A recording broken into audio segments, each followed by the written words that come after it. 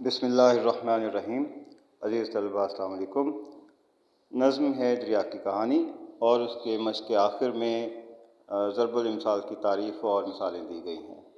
ये अहम सवाल है, इसको आपने अच्छी तरह से तैयार करना है। सबसे पहले मैं आपको इसकी तारीफ़ बता दूं कि ज़रबुल अमसाल किसे कहते हैं। ज़रबुल अमसाल उर्दू में कहावत को भी कहते हैं। ज़रबुल अमसाल के मानी है मिसालें बयान करना, यानी चंद अल्फाज पर मुश्तमिल कोई ऐसी बात जिसमें नस्ल दर नस्ल इंसानों के तजुर्बात का निचोड़ मौजूद हो और इसमें कोई अखलाकी सबक पाया जाता हो या इबरत का सबक मौजूद हो।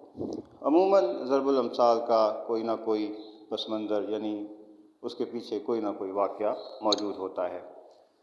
और इसकी जो मिसालें हैं वो आप देख रहे हैं, आपके सामने लिखी हुई हैं। गरूर का सर नीचा, इसका मफ़हूम ये है, गरूर और तकब्बुर करने वाले को एक न एक दिन ज़लील व ख्वार होना पड़ता है।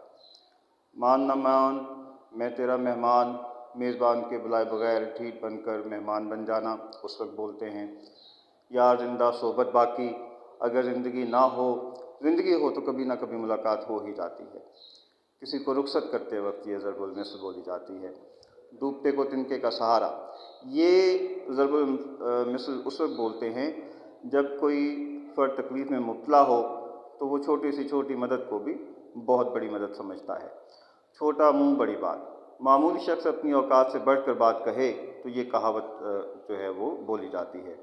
आ बैल मुझे मार, बग़ैर किसी ज़रूरत के बिलावजह किसी परेशानी या मुसीबत को मोल लेना या उसे दावत देना, उस वक्त ये ज़रबुल मिस्ल बोलते हैं।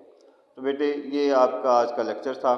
आपने अच्छी तरह से इसकी तारीफ़ और इसकी मिसालें याद कर लेनी हैं। बाकी इंशाअल्लाह अगले लेक्चर में मिलते हैं।